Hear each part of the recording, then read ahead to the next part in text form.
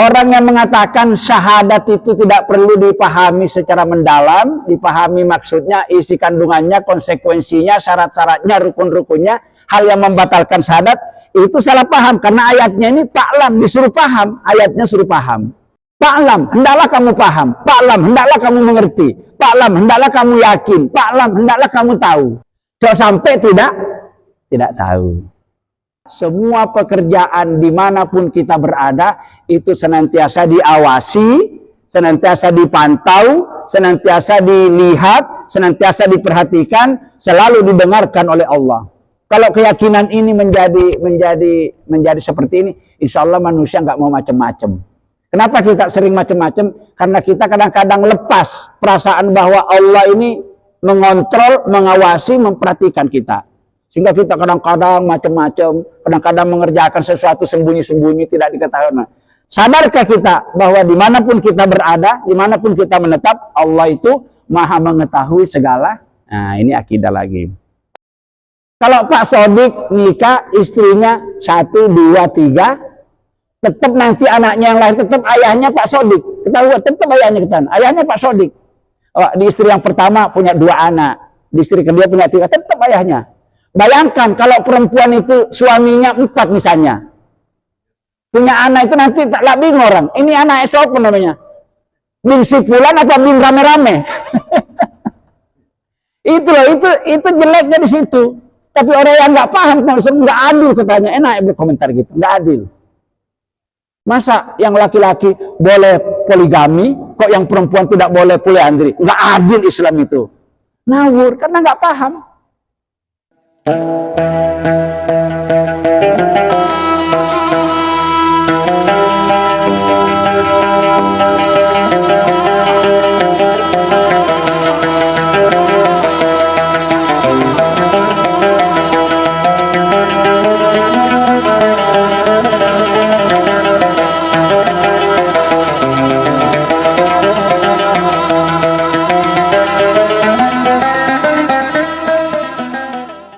Alhamdulillahi Rabbil Alamin wa bihi nasta'in ala umurid dunya waddin sallallahu ala sayyidina Muhammad wa ala alihi wa sahbihi ajma'in amma ba'du qala Allah subhanahu wa ta'ala fil Qur'anil Karim a'udzu billahi minasy syaithanir rajim fa'lam annahu la ilaha illallah wastaghfir li dzambika walil mu'minina wal mu'minat ila akhiril ayah. Shadaqallahu adzim.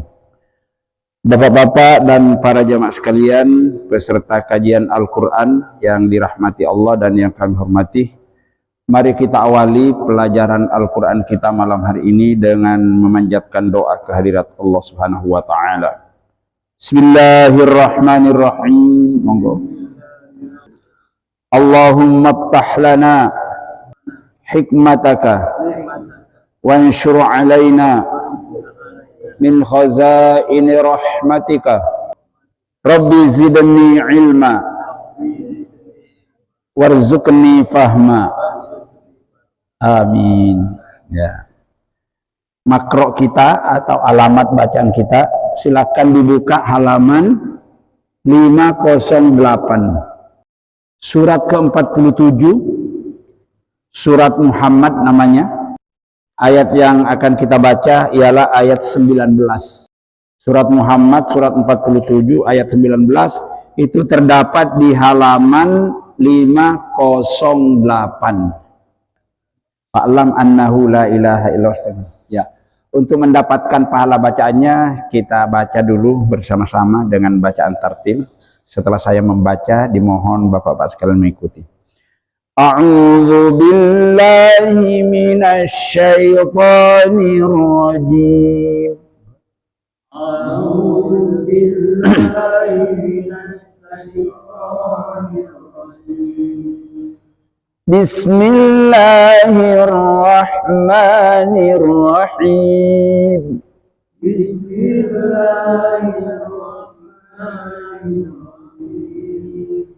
Fa'lam annahu la ilaha illallah wastaghfir li dzambik wa'lam annahu la illallah wastaghfir li dzambik wastaghfir li dzambika walil mu'minina wal mu'minat wastaghfir li dzambika walil mu'minina wal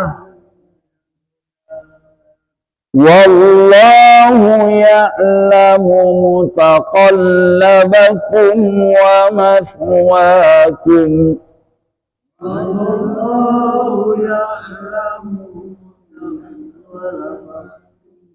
wa mathwaakum sadaqallahul azim.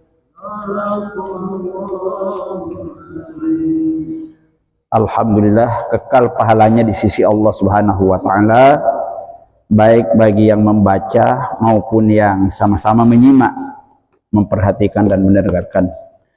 Sebelum kita kaji makna yang terkandung dalam ayat yang kita baca, agar kajian kita tetap terarah, maka kita akan tulis judul temanya ya, supaya pembahasan kita lebih terarah. Jadi tema bacaan kita itu masih pokoknya tentang sebab-sebab kesalahpahaman umat Islam ya. Sebab-sebab kesalahpahaman umat Islam terhadap Islam. Dulu dibagi dua. Ada karena faktor internal, ada karena faktor eksternal.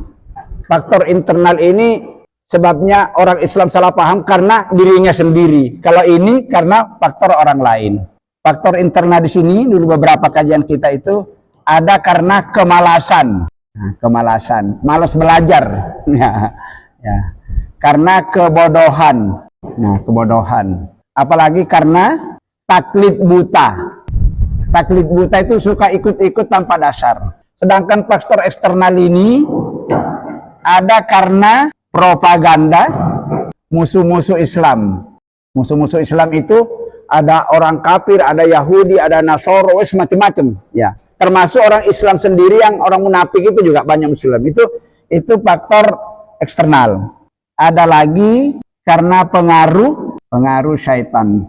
Yang ketiga itu pengaruh hawa nafsu. Umat Islam itu bisa salah paham, bisa salah jalan, bisa menyimpang, bisa sesat dari ajaran Islam sebenarnya karena faktornya ini ada dua. Ada karena disebabkan dari dalam, ada karena faktor dari luar. Nah, sekarang kita akan membahas beberapa contoh kesalahpahaman. Yang pertama, karena tidak paham syahadatain. Yang kedua, karena belajar Al-Quran tidak perlu pelajari artinya. Terus yang ketiga, umat Islam tidak perlu berkepemimpinan dengan sistem Islam. Yang berikutnya, Islam itu ajarannya tidak adil dan seterusnya. Nanti kita akan baik. Ini contoh-contoh saja. Nah, kita lihat kembali ke ayat ini. Sebagian besar umat Islam itu salah paham terhadap Islam, salah jalan, menyimpang, keliru, bahkan bisa sesat. Sebab pertamanya, karena sebagian orang Islam itu menganggap syahadat itu cukup dibunyikan. Kalau bisa, sudah kita gini, asyhadu an la ilaha illallah wa asyhadu anna muhammadar rasulullah. Meskipun nggak ngerti itu apa kandungannya, apa maksudnya, berapa syarat-syaratnya syahadat itu, berapa rukun-rukun syahadat, berapa yang membatalkan, wes nggak perlu dipelajari. Yang penting isomuni. Sebagian besar umat Islam itu memiliki paham seperti ini. Maka coba kita tanya umat Islam itu, apa itu syahadat? Pasti bingung. Ya, apa itu syahadat? Apa itu isi kandungannya syahadat? Apa konsekuensinya syahadat? Berapa syarat sahnya syahadat? Berapa yang membatalkan syahadat? Ya, bingung tuh rata-rata nggak bisa. Padahal syahadat itu ibarat bangunan pondasi, Pak. Pondasi, kalau pondasi itu lemah ya roboh semua bangunan ini. Nah, kalau syahadat kita lemah, ya keislaman kita ngambang. Inilah yang menyebabkan banyak yang salah jalan, salah paham, keliru terhadap Islam itu. Berislam penuh dengan keraguan. Ya, karena dasarnya tidak paham. Tidak paham itu sebabnya karena tidak mau belajar. Tidak mau belajar itu maka dia mengamalkan Islam dengan penuh ragu-ragu. Sholatku benar apa salah, wudhuku benar apa salah, puasaku ya gitu ya. Karena dasarnya tidak pakai ilmu. Mari kita lihat. Lihat ini ayatnya. Fa'lam artinya apa? Ketahuilah. Maka ketahuilah. Perintah ya. Ketahuilah itu samarnya. Hendaklah kamu tahu. Ya, ya. Ketahuilah. Pahamilah. Hendaklah kamu paham. Mengertilah. Hendaklah kamu mengerti. Jangan sampai tidak paham. Jangan sampai tidak tahu. Jangan sampai tidak mengerti. Ini kan perintah. Kalau kita menemukan ayat Al-Quran. Itu ada kalimat perintah. Amar namanya.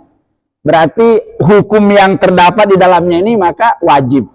Maka memahami seluk-beluk syahadat itu hukumnya wajib. Kalau ada orang Islam, ya istilahnya sudah menganggap remeh syahadat, tidak mau mendalami makna syahadat itu, dikhawatirkan nanti salah jalan, salah paham sehingga Islamnya mengambang. Islam kalau mengambang, datang musuh-musuh Islam mempengaruhi, gampang sekali Pak kita disimpangkan. Maka jangan heran itu banyak umat Islam lompat pagar, ada yang pindah ke agama Nasrani, Yahudi, Hindu. Ini gara-garanya nih. Gara-gara nggak paham syahadatnya ngambang.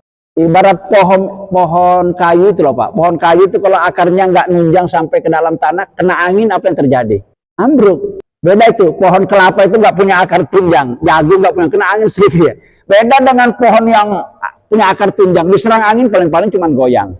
Begitu perumpamaannya orang-orang yang keislamannya mengambang, tidak kuat, akidahnya lemah, gampang dibodoh-bodohin dan dipengaruhi, terutama oleh musuh-musuh Islam. Ya. Maka akibatnya mereka beranggapan bahwa syahadat itu tidak penting dipelajari secara mendalam. Yang penting iso muni, bisa membunyikan.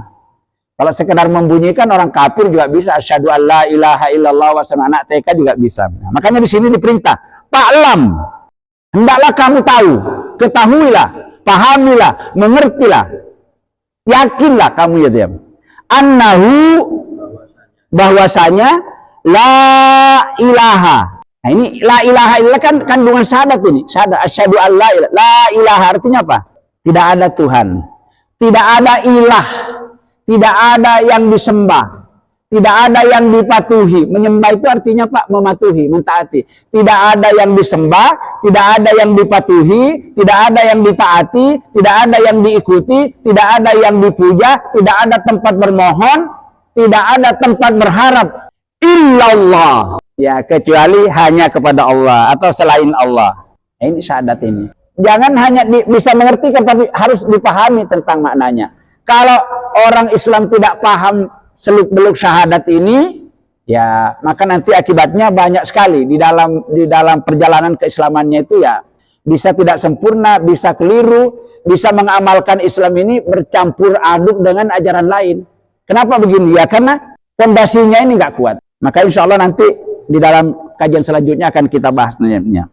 Jadi orang yang mengatakan syahadat itu tidak perlu dipahami secara mendalam, dipahami maksudnya, isi kandungannya, konsekuensinya, syarat-syaratnya, rukun-rukunnya, hal yang membatalkan syahadat, itu salah paham. Karena ayatnya ini fa'lam, disuruh paham, ayatnya suruh paham.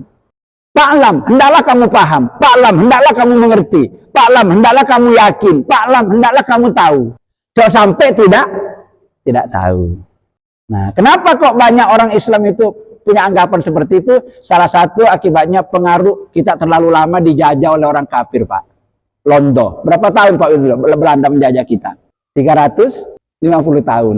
Salah satu tujuannya Belanda, orang-orang kafir yang datang ke Indonesia itu, yang ingin menyebarkan agama Nasrani, terus ingin merusak akidahnya umat Islam. Sehingga waktu itu kalau orang belajar syahadat, belajar Al-Quran dengan artinya dikejar-kejar Pak sama Belanda. Itulah sebabnya pesantren-pesantren yang ada, yang kita lihat di Indonesia, bukan di tengah kota, nggak ada pesantren tengah kota, nyingkir ke daerah-daerah pelosok itu. Ya, karena kalau di tengah kota diobrak-abrik sama Belanda. Nah, itu.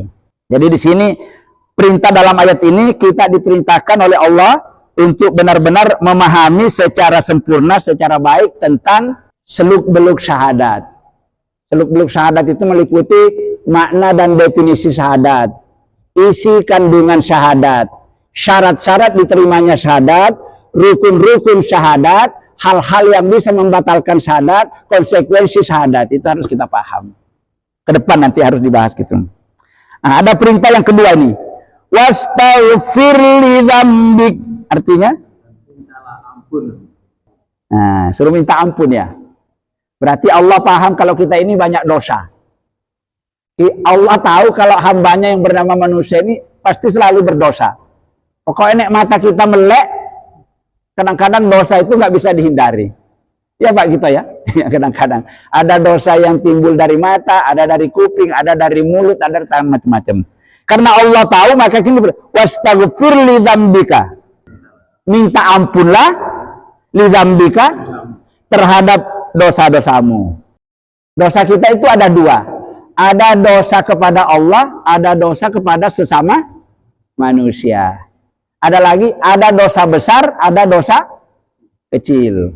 Ada dosa disengaja, ada dosa pokoknya kalau kita merasa disuruh minta ampun oleh Allah. Walil mu'minina wal mu'minat. Maksudnya kalau kita minta ampun diri kepada Allah, jangan cuma diri kita diampunkan. Saudara kita sesama mukmin itu disuruh mintakan ampun juga. Jadi kalau dia Indonesia, ya Allah ampunilah segala dosaku. Baik yang nampak, yang tidak nampak. Baik dosaku yang besar, ampuni ya Allah. Tidak cuy, ampuni pula dosa-dosa saudaraku sesama mukmin, baik laki-laki maupun perempuan. Ya, doanya. Jadi kita itu Pak, saling mendoakan ini wajib. Saking wajibnya umat Islam itu, orang-orang beriman saling mendoakan. Di dalam sholat itu, di bacaan tahiyat itu ada Pak doa itu. Jadi itu kalau tidak dibaca doa itu nggak sah sholatnya. Kita baca at-tahiyatul mubarakatus sholawatu wa thayyibatu lillah. Assalamu alayka ayyuhan nabi wa rahmatullahi wa barakatuh. Assalamu alayna wa ala ibadillahis sholihin. Assalamu alayna. Limpahkan keselamatan kepada kami semua ya Allah. Wa ala ibadillah serta seluruh hamba-hamba Allah yang soleh. Dimanapun dia berada, siapapun orangnya yang hidup yang mati kena semua. Nah itu. Jadi itu dalam bacaan tahiyat itu ya. Nah itu dibuktikan bahwa saling mendoakan di antara kita itu penting. Ya terutama kalau ada saudara kita sudah meninggal itu Pak. Sudah meninggal itu upayakan kita ikut nyolatkan jenazahnya. Jangan meremehkan walaupun itu fardu kifayah. Kita mengatakan oh ini fardu sudah ada ini Pak ini wes aku gak usah, jangan. Insya Allah kalau kita rajin selalu ikut mendoakan orang lain terutama kalau ada sholat jenazah. Kita nanti kalau mati juga insya Allah banyak yang mendoakan. Bagaimana hadis Nabi, orang-orang beriman yang meninggal, kalau jenazahnya disolati oleh 40 orang beriman yang tidak mempersekutukan Allah, kata Nabi, pasti dosa-dosanya akan diampuni. Tapi 40, kalau cuma 10, 20 kurang. Harus 40. Makanya kalau bagus itu jenazah itu mendingan disolatkan di masjid. Sehabis sholat duhur, habis itu Nabi sholat itu bagus itu. Supaya 40.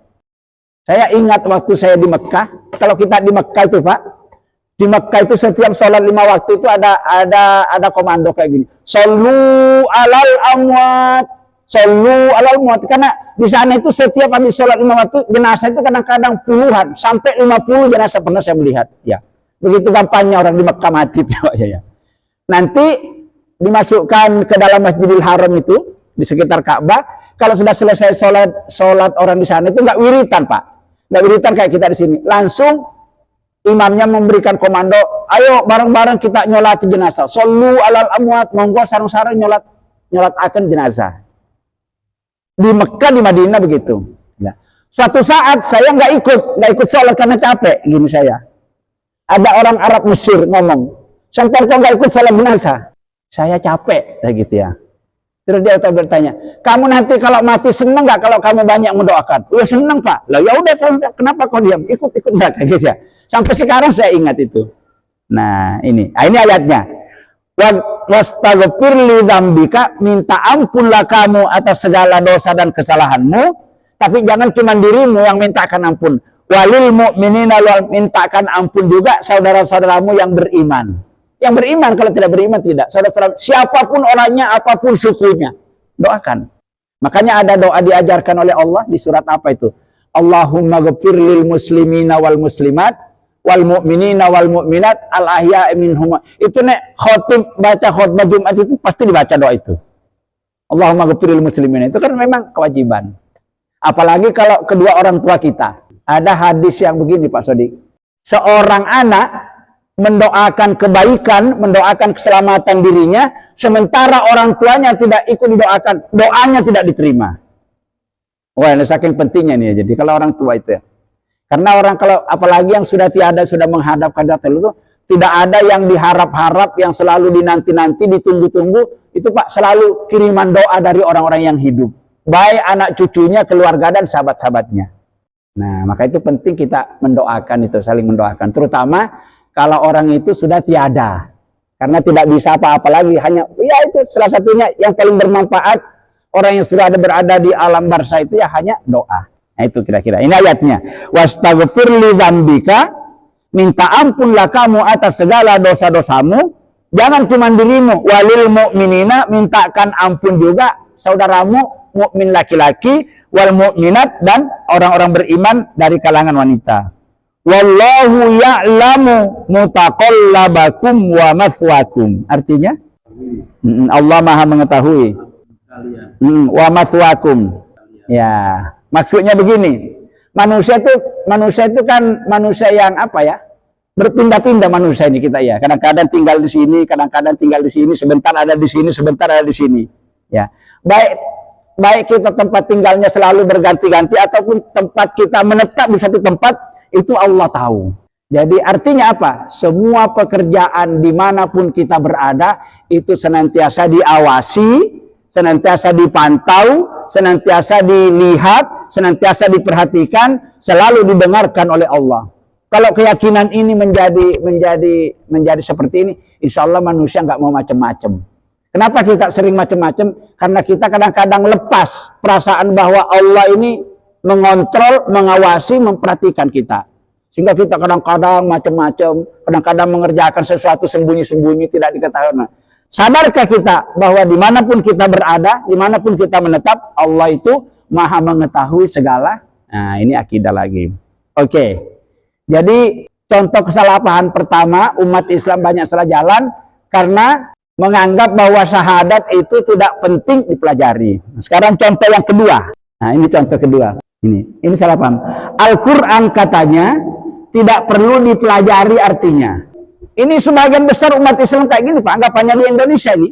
Sehingga kita lihat orang kalau baca Quran itu ya khataman. Nah, sekarang ini merajalela khatmul Quran, ya. Bahkan kadang-kadang cuma surat-surat tertentu yang selalu dibaca. Yasin, Al-Ikhlas, Al-Falaq, Yasin, Al-Ya. Surat-surat yang lain nggak pernah dibaca. Kenapa? Karena menganggap Al-Quran itu hanya bacaan sekedar ingin mendapat pahala Pak gitu. Jadi kalau kita baca Quran itu ingin dapat pahala. Ya memang iya. Memang tidak dibantah bahwa orang membaca Al-Quran itu satu huruf saja kalau tidak salah itu dapat 10 pahala. Ini kan motivasi supaya kita bisa. Tapi fungsi utamanya Quran itu adalah hudan. Hudan itu artinya petunjuk. Hudan itu artinya pedoman hidup. Pertanyaannya, bisa nggak Al-Quran menjadi pedoman hidup kalau kita tidak mempelajari? Dibaca lafadznya atau tidak dibaca artinya? Bisa nggak kira-kira? Seperti ini, kita baca ini. Fa'lam annahu la ilaha illallah. Baca berulang-ulang sampai 100 kali. Nggak dibaca artinya, nggak paham. Karena kita bukan orang Arab. Orang Arab saja kalau nggak belajar Al-Quran nggak ngerti. Apalagi kita bukan orang Arab. Kita orang Jawa, kita orang Madura. Bugis, Makassar, Batak, Sunda, Banjar. Terus Al-Quran cuma dibaca lafadznya. Yang nggak rugi dapat pahala. Cuman yang nggak pinter-pinter sampai kiamat umat Islam itu kalau Al-Quran tidak dipelajari artinya nggak bisa jadi petunjuk, nggak bisa jadi pedoman. Sama Pak Widodo beli kulkas. Petunjuknya pakai bahasa Jepang atau bahasa Inggris. Buku petunjuknya kan ada Pak. Mobil itu petunjuknya pakai. Ya sampai percuma nanti. Kulkasnya cepat terusan nanti ada buku petunjuknya nggak dipelajari. Kenapa? Nggak ngerti dia. Nah seperti itu. Nah umat Islam itu sebagian besar memiliki paham yang salah. Salah paham apa paham salah ya? Memiliki salah paham atau paham yang salah bahwa Al-Quran itu kalau kita sudah mampu membacanya, walaupun sudah belum baik, kesalahan sudah bisa membaca, itu sudah cukup. Nggak perlu dipelajari kayak kita gini mempelajari, nggak perlu itu ya. Inilah yang mengakibatkan sebagian besar umat Islam, khususnya di Indonesia ini, banyak yang keislamannya itu mengambang, tidak jelas, menjalankan Islam penuh dengan keraguan, menjalankan Islam kadang-kadang campur aduk, talabus namanya, campur aduk, tidak menjalankan Islam, masuk ajaran Hindu masuk, ya, ajaran Buddha ya masuk, ajaran animisme masuk, ya coba lihat, seperti orang kalau nikah itu, tukar cincin itu ajaran Islam apa bukan? Ada nggak Nabi atau Allah ngajarkan gitu? Ya Pak Idom, ada. Nah kenapa orang Islam kok melakukan? Bukan itu, bukan ajaran Islam. Ulang tahun, ada nggak orang, kamu kalau bertemu tahun kamu ulang tahun, ada nggak ngajarkan? Kenapa banyak umat Islam? Ya itu talabus namanya, campur aduk. Jadi bukan ajaran Islam, katanya ajaran Islam. Yang ajaran Islam sebenarnya katanya Islam. Kenapa? Nggak paham. Kenapa nggak paham? Nggak mau belajar Al-Quran. Karena Al-Quran itu hudan, Pak Sodik, petunjuk pedoman. Nggak bisa Al-Quran jadi petunjuk pedoman kalau cuma dibaca lapatnya. Oh, pemana nggak dioco? Iya, tambah Al-Quran. Harus dibaca kayak gini. Jadi kalau kita ingin tidak salah jalan, tidak menyimpang, tidak keliru, tidak ingin sesat, tidak ingin ikut-ikutan dalam mengamalkan Islam ini, tidak ada cara lain kecuali harus disempat-sempatkan diri untuk belajar Al-Quran seperti ini.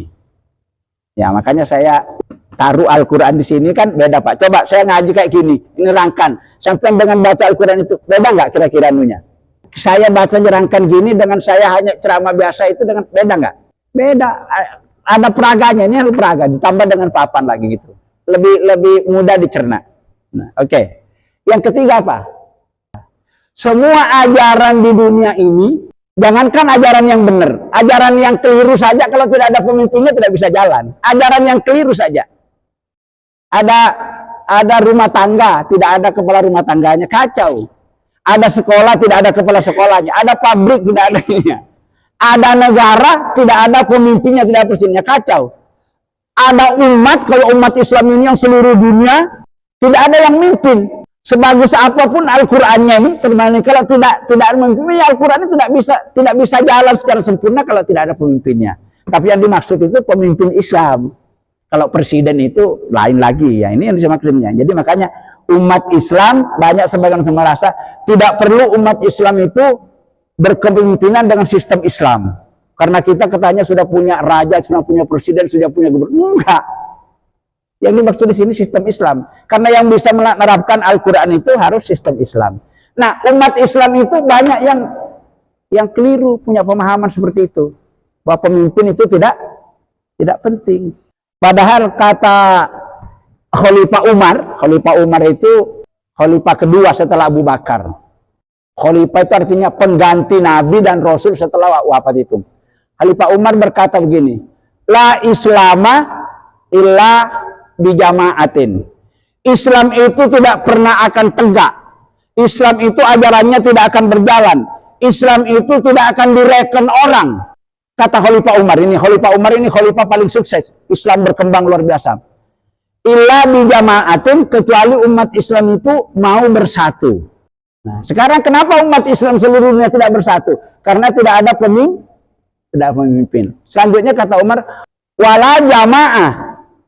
Persatuan itu tidak mungkin akan terwujud. Umat Islam itu bisa bekerja sama, bisa bersatu bila imaratin, kalau tidak memiliki pemimpin. Lah, itu. Jangan berharap umat Islam itu bisa bersatu padu untuk seluruhnya kalau bila imaratnya kalau tidak memiliki pemimpin. Pemimpin yang dimaksud ini sistem Islam. Pemimpin dengan sistem Islam yang menggunakan Al-Quran dan hadis. Nah ini Pak, maka ini menjadi PR umat Islam mulai dari kita sampai nanti.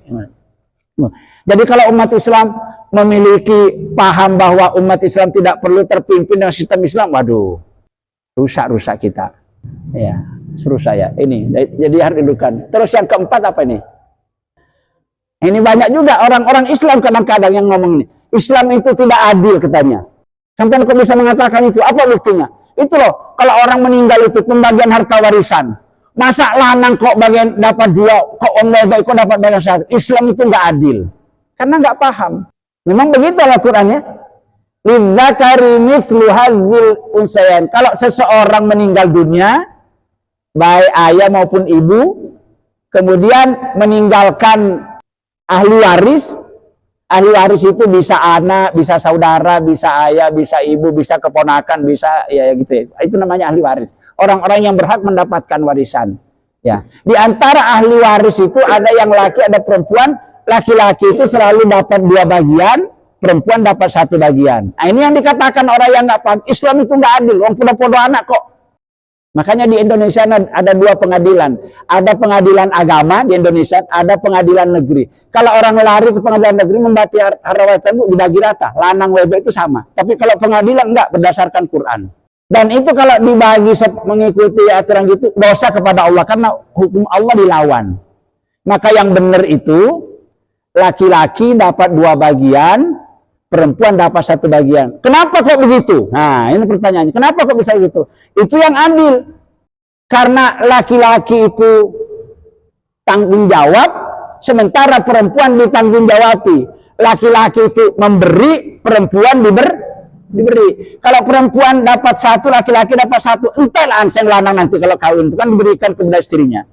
Yang ditanggung jawabi oleh suami itu istrinya 4 orang. Anak perempuannya, saudara perempuannya, termasuk ibunya. Kalau dibagi rata kan kasihan. Justru itu yang adil, tapi orang nggak paham itu bantah. Oh, Islam itu nggak adil ya gini ya. Nek cara Jawa itu sak pikul sak gendongan ya. Nek lanang itu biasanya mikul, melino berarti lewat sini ya. Sak gendongan perempuan itu. Ya. Itu warisan begitu. Itu yang adil. Orang yang mengatakan tidak kan yang dilihat itu tadi bagi rata. Pemahamannya nggak paham tentang Islam. Maka dia mengatakan adil. Contoh yang kedua, Islam itu nggak adil. Masa laki-laki bisa nikah lebih dari 1, perempuan kan nggak boleh punya suami lebih dari yang ya. Nah, kayak gitu ya. Kira-kira kalau yang istri suaminya banyak, kira-kira apa yang terjadi Pak Hadi? Kalau Pak Sodik nikah istrinya 1, 2, 3, tetap nanti anaknya yang lahir tetap ayahnya Pak Sodik. Kita lihat tetap ayahnya kita. Ayahnya Pak Sodik. Oh, di istri yang pertama punya 2 anak, di istri kedua punya 3, tetap ayahnya. Bayangkan kalau perempuan itu suaminya 4 misalnya, punya anak itu nanti tak bingung orang. Ini anak siapa namanya? Bin Sipulan atau bin rame-rame? Itu loh, itu jeleknya di situ. Tapi orang yang nggak paham, nggak adil katanya, enak berkomentar gitu, nggak adil. Masa yang laki-laki boleh poligami, kok yang perempuan tidak boleh poliandri? Nggak adil Islam itu. Ngawur, karena nggak paham. Apalagi sekarang Islam itu ajarannya teroris, Islam itu mengajarkan kekerasan. Padahal dalam Islam itu rahmatan lil alamin. Cuman memang banyak sayangnya sebagian umat Islam ini penampilannya ya kayak gitu berwajah terus. Ya itu tadi, karena nggak paham terhadap Islam. Coba yang paham Pak, nggak pernah orang yang paham Islam itu membuat kegaduhan, nggak pernah. Selalu rahmat. Misalnya ono kiai bikin kegaduhan, ono kiai gaduhan. Pasti itu ya. Selalu yang dipikir itu memberi rahmat kepada orang. Memberikan dimanapun dia seperti itu. Tapi karena orang salah paham seperti itu. Ini beberapa contoh kesalahpahaman yang barangkali memang perlu kita sampaikan kepada ini supaya kita ini tidak termakan. Dan isu seperti ini sejak dulu mulai Islam ada ini sudah begini keadaannya orang. Coba buka surat Al-Baqarah. Coba buka surat Al-Baqarah ayat 120 coba. Terdapat pada pinggir atas ya, baris pertama di atas. Halaman 19 Pak Adi. A'udzubillahi minasyaitan. Walan tardo angkal yahudu walan nasara hatta tattabi'a millatahum. Coba lihat artinya. Walan tardo artinya apa? Tidak akan rela. Walan tardo tidak akan rela. Tidak akan senang. Ya, tidak akan rela, tidak akan senang, tidak pernah tentram. Ya. Angka kepadamu orang Islam maksudnya kepada kita ini. Kalau dulu kepada Nabi ya. Tidak pernah senang, tidak pernah rela. Angkal Yahudu, orang-orang Yahudi kepadamu. Kalau tidak pernah rela itu berarti orang Yahudi selalu membenci. Jadi orang-orang Yahudi itu selalu membenci umat Islam. Walan Nasoro. Nah, dan orang Nasoro juga sama. Orang Yahudi, orang Nasoro ini ya. Yahudi dan Nasara itu kan agama yang lebih duluan daripada Islam. Nah, jadi melihat agama yang dikembangkan Nabi Muhammad semenjak zaman Nabi Muhammad sampai hari kiamat ini, dua golongan ini, Yahudi dan Nasara dan antek-anteknya, golongan-golongannya itu nggak pernah senang, nggak pernah ridho melihat orang-orang Islam itu dalam melakukan berbagai kegiatan.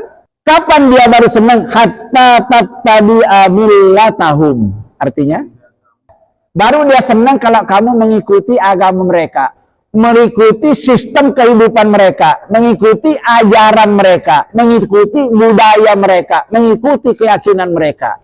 Maka diperangi, Pak. Jadi kalau kita belajar sejarah, katanya Belanda dulu, Portugis, ya terakhir apa itu ya, Jepang masuk ke Indonesia, katanya mencari rempah-rempah. Ya kan gitu yang kita bahas. Enggak, itu iya itu, tapi itu nomor 111. Tujuannya mereka datang ke Indonesia ini, ke Indonesia itu sudah lama, ingin menyebarkan agama ini. Duluan mana Kristen masuk ke Nusantara ini daripada Islam?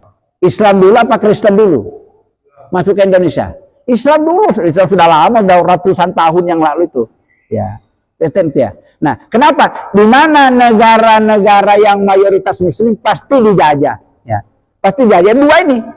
Karena ini dasarnya sudah Allah memberitahukan orang-orang Yahudi, orang-orang Nasrani itu nggak pernah senang, nggak pernah ridho melihat kepada kamu Islam, hatta tattabi'a millah, kecuali kamu mengikuti aturan hidup mereka, agama mereka, keyakinan mereka, budaya mereka.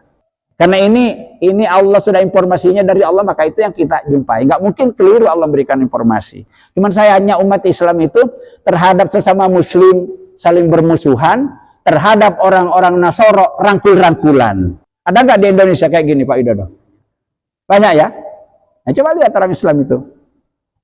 Jadi kalau ada orang Islam memusuhi sesama Muslim, itu jangan-jangan itu antek-anteknya Yahudi dan Nasara itu mestinya. Mestinya begitu ya. Kita harus introspeksi diri. Nah, ini ya.